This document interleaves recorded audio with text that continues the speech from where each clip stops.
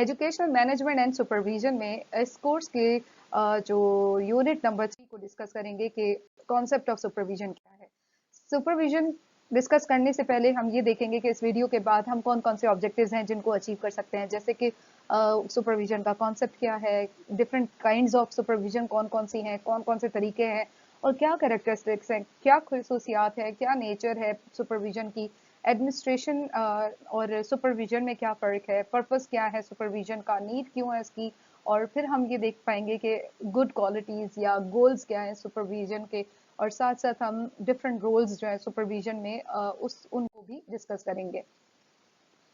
इस सबसे पहले हम ये देखेंगे कि what is supervision. Supervision is the act और function of overseeing something or somebody. A person who is getting supervision is supervising. Supervision वो तरीका है जिसके जरिए से आप किसी एक चीज को, किसी एक इंसान को सुपरवाइज कर रहे होते हैं। सुपरविजन जो लोग सुपरवाइज कर रहे होते हैं उनको सुपरवाइजर कहा जाता है, और जिनको सुपरवाइज किया जा रहा होता है या जिनके ऊपर नजर रखी जाती है, जिनके जो लोग आपके अंडर होते हैं उनको सुपरवाइजी कहा जाता है। Now let's understand what is inspection versus supervision. Inspection जब भी हम स्कूल एडमिनिस्ट्रेशन में देखते हैं या सुनते हैं, ये वर्ड जब भी आता है तो इसका जो इशारा होता है वो नेगेटिविटी की तरफ से होता है, क्योंकि हम नेगेटिव इसको इसलिए लेते हैं कि जब भी इंस्पेक्शन की जाती है वो किसी न किसी फॉल्ट को देखने के लिए, कोई डेफिशिएंसीज हैं, कोई ऐसी फ्लॉज हैं जो के देखे जाते हैं इनसाइड दी स्कूल के, स्कूल एडमिनिस्ट्रेशन कि कोई प्रॉब्लम्स तो नहीं है, स्कूल एडमिनिस्ट्रेशन प्रॉपर तरीके से काम कर रही है या नहीं करी, इफेक्टिवनेस है या नहीं है, प्रॉपर तरीके से टीचर्स को गाइड किया जा रहा है या नहीं किया जा रहा। अगर हम वही चीज सुपरविजन को देखें तो सुपरविजन बहुत पॉजिटिव है, और इसका मकसद ये होता है कि कंस्ट्रक्टिव आइडियाज को कंस्ट्रक्टिव एनवायरनमेंट दिया जा सके। और फिर जो सुपरविजन की जाती है वो इसलिए की जाती है कि अगर किसी टीचर में, किसी इन्वायरमेंट में, अपने इंस्टीट्यूशन में कोई ऐसे प्रॉब्लम्स हैं जिनकी वजह से वो प्रोडक्टिव नहीं हो पा रहे, वो इफेक्टिव नहीं हो पा रहे, तो उनको हम प्रॉपर तरीके से सुपरवाइज करें, हम उनको गाइड करें, हम उनकी काउंसलिंग करें, हम उनको रिसोर्सेज प्रोवाइड करें ताकि वो प्रॉपर तरीके से काम कर सकें। तो हमेशा जो सुपरविजन है उसको लीडरशिप और मोटिवेशन और लीडरशिप स्किल की तरफ लिया जाता है, कि हमेशा जो टीचर्स हैं, स्कूल टीचर्स हैं, उनकी टीचिंग मेथोडोलॉजी को इम्प्रूव किया जा सके ताकि वो स्कूल जो है वो ग्रो कर सके, ताकि वो स्कूल जो है वो प्रॉपर तरीके से हमें फर्दर उसकी जितनी भी इफेक्टिवनेस है वो नजर आ सके। काइंड्स ऑफ सुपरविजन जिसको हम ये भी कह सकते हैं कि सुपरविजन के सुपरवाइजर के स्टाइल्स। सुपरवाइजर्स जो भी आपको सुपरवाइज कर रहे होते हैं वो या तो ऑटोक्रेटिक अथॉरिटेरियन सुपरवाइजर्स होते हैं जिनका ये पर्पस होता है कि जब भी वो उनके अंदर जितने भी सुपरवाइजीज हैं वो उनके जो वर्ड्स हैं उनको हर पे आखिर समझेंगे, वो अपनी उनमें कोई इंटरवेंशन नहीं कर सकते, कोई उनको अपने ओपिनियंस नहीं दे सकते। जिस तरह से उनको गाइड किया गया है, जो एसओपीज, जो भी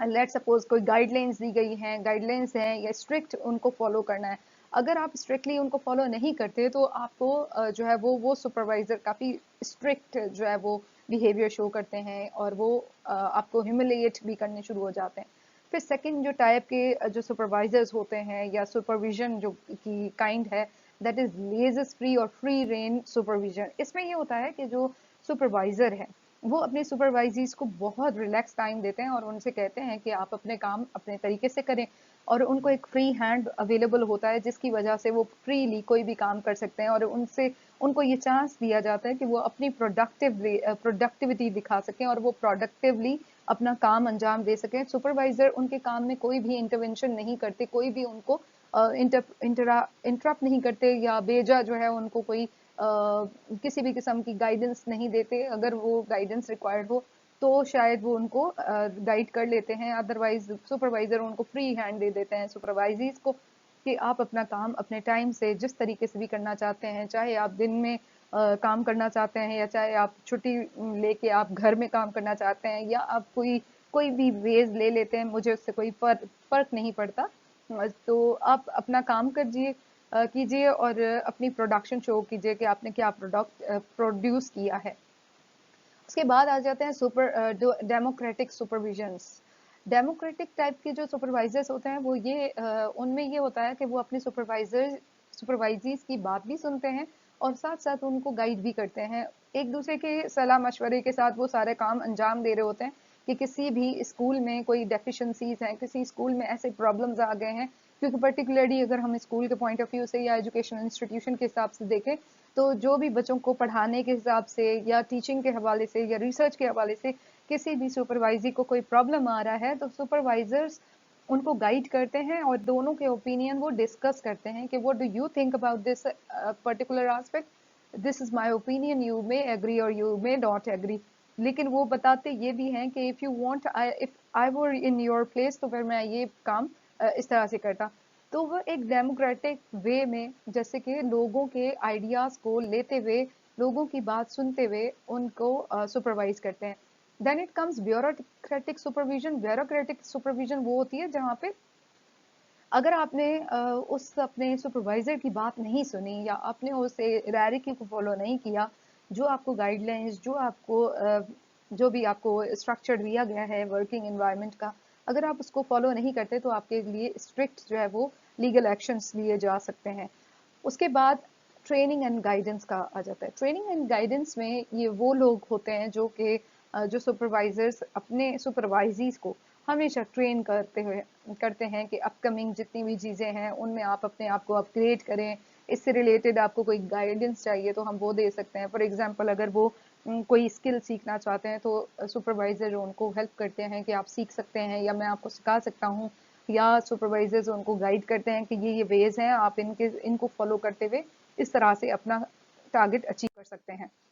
कैरेक्टरिस्टिक्स अगर देखें जो खासियत होती है सुपरविजन में, वो ये है कि वो हमेशा डेमोक्रेटिक रहते हैं, लोगों के लिए लोगों की बात सुनते भी हैं, लोगों को बात सुनाते भी हैं और एक म्यूचुअल अंडरस्टैंडिंग के साथ अपना काम करते हैं। शुड बी इस्टेब्लिश्ड कि वो हमेशा कोई ना कोई नई चीज़ करने के लिए और हमेशा जो है वो अपने इंस्टीट्यूशन को इस्टेब्लिश करने के लिए, इंस्टीट्यूशन की जो प्रोडक्टिविटी है उसके लिए काम करते रहते हैं, कम्युनिकेटिव होते हैं कि किसी भी एम्प्लॉय का, किसी भी सुपरवाइजी का कोई भी प्रॉब्लम आ जाए तो वो अपने सुपरवाइजर के साथ इजीली प्रॉपर तरीके से बात कर सकें, उनको अप्रोच कर सकें, कम्युनिकेट कर सकें कि ये मेरा प्रॉब्लम है और ये इसको मैं किस तरह से सॉल्व करूं। अगर सुपरवाइजर इस तरह के कोई भी प्रॉब्लम्स ले आए तो सुपरवाइजर का काम है कि वो इनके प्रॉब्लम्स को सॉल्व करे। Then it comes comprehensive. Should be comprehensive. Comprehensive का मतलब ये है कि सिर्फ एक पर्टिकुलर एस्पेक्ट को लेके सुपरवाइजर सुपरवाइज ही नहीं करता, बल्कि ओवरऑल जितने भी अपने सुपरवाइजी के जितने भी प्रॉब्लम्स हैं उनको एक कॉम्प्रिहेंसिव वे में लेते हैं। फॉर एग्जांपल अगर आपके सुपरवाइजर देखते हैं कि आपकी सुपरवाइजी कंफर्टेबल नहीं है और वो कंफर्ट जोन उनको क्यों नहीं मिल रहा है फॉर वर्किंग एनवायरनमेंट, तो उससे रिलेटेड जितनी भी उनको प्रॉब्लम्स हैं उसको सॉल्व करने के लिए वो एफर्ट्स लेते हैं। फॉर एग्जांपल अगर सुपरवाइजी अपने काम पे अटेंशन नहीं देता तो सुपरवाइजर का काम ये है कि वो इन डेप्थ डायग्नोस्टिक वे में असेस करे कि what is happening behind his actions. For example family problems है, एडजस्टमेंट का प्रॉब्लम है, इंस्टीट्यूशन में कोई प्रॉब्लम है, और फिर क्रिएटिव रहते हैं और उसको सॉल्व भी करते हैं और साथ साथ क्रिएटिव रहते हैं। क्रिएटिव इज जहाँ पे आप इमेजिनेशन करते हैं कि मैं अपने इंस्टीट्यूशन को इस लेवल से इस लेवल पर लेके जाऊंगा, या मेरा पर्पस ये है कि मैं अपने इंस्टीट्यूशन को प्रॉपर तरीके से जो है वो ग्रो कर सकूं। तो क्रिएटिविटी में वो अपने जितने भी आइडियाज हैं उनको प्रैक्टिकल फॉर्म में लेकर आते हैं और प्रैक्टिकलिटी की तरफ जो है वो ड्रैग करते हैं। Should be scientific. Scientific means that your supervisee always follow the step which is required for achieving any goal. For example अगर आपका जो गोल है उसको साइंटिफिक वे में अगर आप अचीव करेंगे तो जो सुपरवाइजर है वो एक एक स्टेप को प्रॉपर तरीके से अचीव करेंगे और उसके बाद नेक्स्ट स्टेप पे जाएंगे। तो किसी एक स्टेप को भी फॉलो जो स्किप नहीं करेंगे ताकि वो प्रॉपर तरीके से उस चीज पे पहुंच सके। Then it comes supervision and administration. What is the difference between supervision and administration? Supervision means किसी को भी किसी भी परफॉर्मेंस को, किसी इंसान की, किसी ग्रुप की उनको गाइड करना, उनको केयरफुली देखना। और अगर हम एडमिनिस्ट्रेशन का काम देखें तो administration is basically used for implementing the policies, rules, techniques and management ने जितने भी उनको rules दिए हैं, जितने भी policies दिए हैं, जो भी हायर अथॉरिटीज है मैनेजमेंट की, एडमिनिस्ट्रेशन की, उन्होंने जो भी उनको गाइडलाइंस दी हैं उनको किस तरह से अपने इंस्टीट्यूशन में इम्प्लीमेंट करना है, that is the role of administration या एडमिनिस्ट्रेटर रोल। एडमिनिस्ट्रेशन वो प्रोसेस है जिसमें कंपनी की ओवरऑल परफॉर्मेंस को देखा जाता है। Supervision is related to one person, one individuals और वन ग्रुप, जिसमें सिर्फ उस पर्टिकुलर एस्पेक्ट को ही वो सुपरवाइज करते हैं। पर्पस क्या है, नीड क्या है सुपरविजन की? जब हम एजुकेशनल इंस्टीट्यूशन की बात करते हैं तो जो भी सुटेबल गोल्स हैं उनको अचीव किया जा सके, उनको सेट किए जा सके, प्रोफेशनल लीडरशिप प्रोवाइड की जा सके ताकि अपने वर्किंग एनवायरनमेंट को और बेहतर बनाया जा सके। टीचर्स अपना जो कॉन्सेप्ट है उसको इस तरह से मीनिंगफुल बनाएं ताकि प्रॉपर तरीके से एजुकेशन के जितने भी मीनिंग्स हैं उनको अचीव कर सकें, जो लेवल है एजुकेशन की उसको हम इजीली अचीव कर सकें। जो न्यू टीचर्स हैं उनको स्कूल से रिलेटेड, प्रोफेशन से रिलेटेड कोई भी गाइडेंस रिक्वायर्ड है उनको प्रॉपर तरीके से गाइड किया जा सके। सुपरविजन का ये भी तरीका है और ये भी जो ज़रूरत इसलिए भी है कि हम अपने किसी भी इंस्टीट्यूशन में जो इंस्टीट्यूशन के फंक्शंस हैं, जो एजुकेशन के फंक्शंस हैं, उनको प्रॉपर तरीके से अंडरस्टैंड भी करें और हम उनको एक सिविलाइज्ड वे में अंजाम दे सकें। और साथ ही साथ हम लोकल जितने भी हमारी नीड्स हैं, जो कंडीशंस हैं, उनको एड्रेस करने के लिए सुपरवाइजर का काम ये है कि वो उस पर्टिकुलर इंस्टीट्यूशन के जितने भी लोकल नीड्स हैं, जितनी भी लोकल कंडीशंस हैं, उनको उनकी बेहतरी के लिए। इफेक्टिव सुपरविजन ये है कि जिसमें जो काइंडनेस है वो ये है कि अप्रोचेबिलिटी है, आप उसको इजीली अप्रोच कर सकें। परसेप्टिवनेस है कि परसीव जो भी आपकी परसेप्शन है वो उसको अंडरस्टैंड करे। सुपरवाइजर का काम ये है कि ना सिर्फ वो अपनी जो है वो एक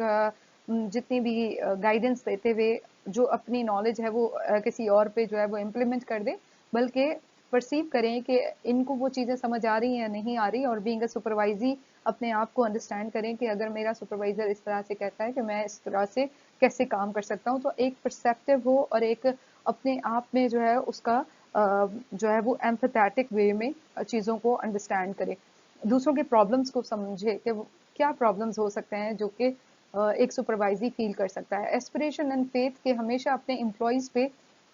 पक्का एतमाद होना चाहिए, फेथ होना चाहिए, एस्पिरेशन होनी चाहिए कि ये जो मेरा काम है ये इजीली कर सकेंगे, उनको कॉन्फिडेंस दिया जाए। बिकमिंगनेस के आप अपने जो सुपरवाइजर्स हैं उनके साथ अटैच हों, आप अपने उनके साथ इमोशनली अटैच हों, उनके जो प्रॉब्लम्स हैं उनको अपना प्रॉब्लम समझते हुए उनको सॉल्व करें। इमेजिनेटिव या इमेजिनेशन हो, इफेक्ट ऑफ इमेजिनेशन मतलब कि